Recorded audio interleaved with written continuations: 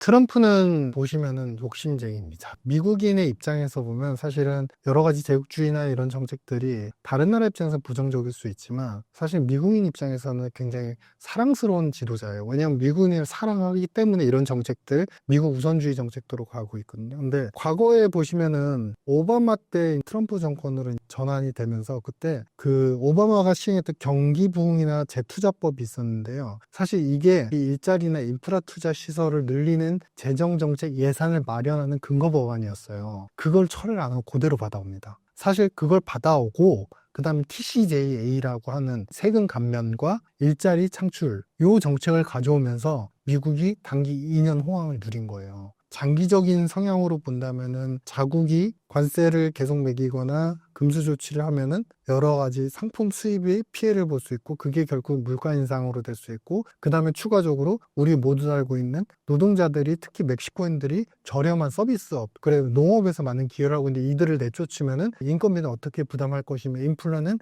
더 폭발할 것이다. 부정적 요소는 분명히 존재를 합니다. 근데 나쁜 일이 닥칠 수 있습니다. 우리 기후위기가 올 수 있습니다. 근데 그 기후위기가 서서히 오지 내일 당장 해가 뜨지 않는 게 아니잖아요. 겨울에서 봄으로 넘어가면은 해가 반짝 뜨면서 또 꽃이 막 피려는 파릇파릇한 모습을 볼 수 있듯이 쉽게 말씀드리면 지금 10% 관세 그다음에 중국에 대한 60% 관세를 매기게 되면 2년 동안의 관세 수입의 금액 추정치가 지금 제가 계산해 보면 대략 2조 달러가 나옵니다. 2조 달러가 나옵니다. 이 2조 달러를 4년을 갖다가 나눠서 생각해 보시면 연간 5천억의 관세 수입이 나온다는 거예요. 그러면은 이거를 예산으로 계산해 보죠.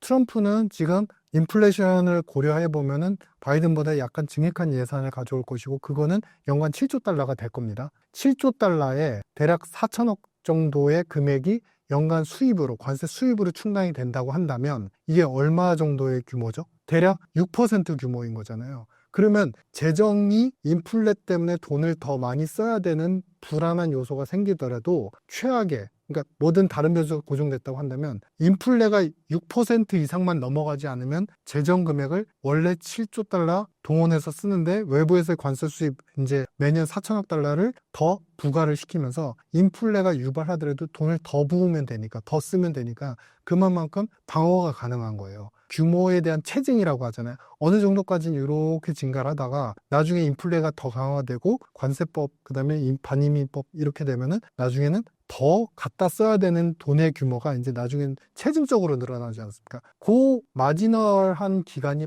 바로 2년이라는 거예요. 저만의 견해가 아니라 옥스퍼드 이코노믹스나 아니면 피터슨 연구소에서 비슷한 견해를 밝히고 있는데요. 이 TCJI 같은 경우는 사실은 굉장히 강력하긴 합니다. 왜냐하면은 지금 초창기에 우리가 이제 세율을 인하를 하게 되면 우리가 같이 가져가는 게 뭐냐면은 연방정부의 규제 철폐죠. 아마 연방정부 규제 철폐는 R&D 세액공제뿐만 아니라 여러 가지 AI 산업과 이 클러스터링을 구축하는 데 있어서 이런 혜택도 있어요. 민간 펀드인데 민간 펀드가 여기서 조성을 해서 자신들 그러니까 미국 정부가 키우는 AI 산업, 반도체 산업에 투자를 하는 펀드가 결성이 되잖아요. 그러면 거기서 수익이 나면 그거를 수익의 일정 부분 세율을 내야 되는데 그걸 깎아줍니다. 그러면 펀드들은 사모펀드들이나 미국 헤지펀드들은 사실 그런 펀드 하나씩 만들고 싶을 거 아니에요. 그럼 돈들이 계속 모이지 않습니까? 그러면서 지금 AI가 계속 커오고 있는 건데 여기에 공제도 더 높일 수 있다. 즉 이 얘기는 뭐냐면 기업 입장에서는 당장 세율을 인하여서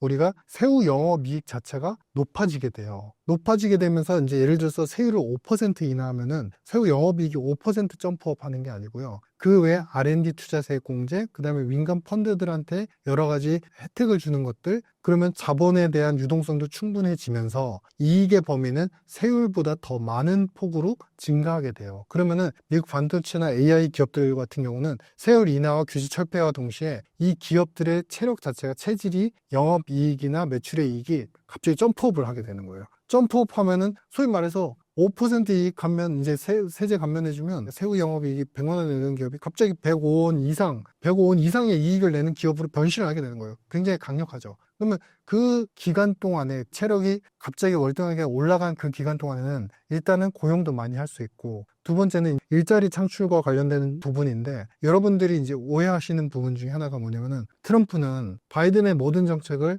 다 뒤바꾸거나 다 새롭게 구축하고 없애버린다 이렇게 알고 계시잖아요. 맞습니다. 대부분의 정책들을 다 없애요. 근데 오바마 때도 말씀을 드린 것처럼 오바마의 재투자법 같은 경우는 그대로 인용을 했다고 했잖아요. 왜냐하면 그 예산안을 쓸 수 있으니까 이미 합의해 본 것으로.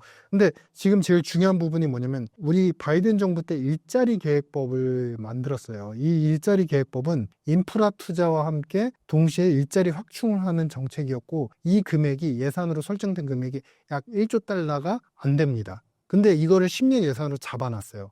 근데 이 정책은 철폐를 할까요? 안 하죠. 왜냐하면 이건 그대로 쓰기만 하면 되고, 여기에 본인이 원하는 방식대로의 정책을 하나 더 얹으면 되는 거냐.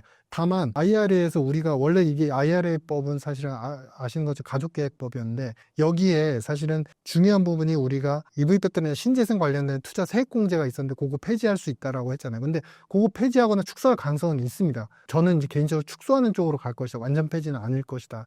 왜냐면 여기서 일자리가 너무 많이 만들어졌기 때문에 이렇게 보고 있는데, 이 조항 중에 IRA법에서 의료보험을 지원할 수 있는 예산 법안의 근거 법령이 또 하나 추가적으로 있어요. 오바마에서 트럼프 1기로 넘어갈 때도 그랬고, 이번에 바이든에서 트럼프로 넘어갈 때도 그렇고, 대표적인 상징성이 있는 신재생이나 이런 거는 상당 부분 축소를 하지만, 기존의 일자리나 자신들이 추구하는 이제 세제 감면과 세제 혜택과 의료보험 지원 뭐 이런 것들에 대해서는 이미 예산을 그대로 따와서 쓸 가능성이 있고, 여기에 추가적으로 세금 감면과 일자리 창출 정책의 예산을 더 확보를 하는 거죠. 그렇게 되면은 어찌 보면은 트럼프는 예산을 추가적으로 일정 부분 제한적으로만 마련을 하지만, 사실상 바이든의 이미 설정된 예산 금액까지 합쳐서 쓰기 때문에 단기 호황이 올 수 있는 거예요. 그래서 2년 정도는 굉장히 큰 호황이 올 수 있다. 오히려 너무 부정적으로 이제 이야기를 하시지만, 사실은 뭐 이거는 1기 때도 항상 그래왔으니까, 사실 2기 때 보시면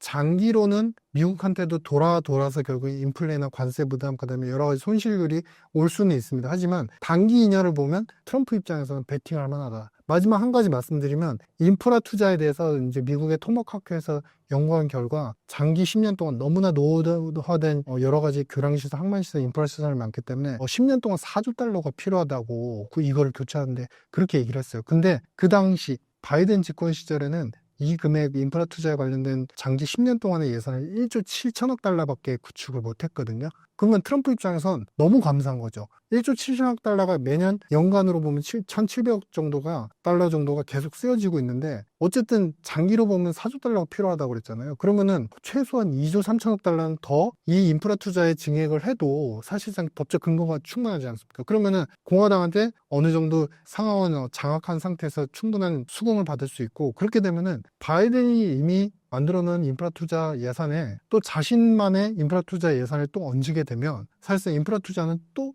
굉장히 업그레이드가 되는 거예요. 그렇기 때문에 결국 정부 재정 정책으로 먹고 살고 정책이 결정되고 경제가 결정되는 미국의 입장에서는 단기 2년은 좋은 일이 있을 수밖에 없다, 이렇게 보여집니다.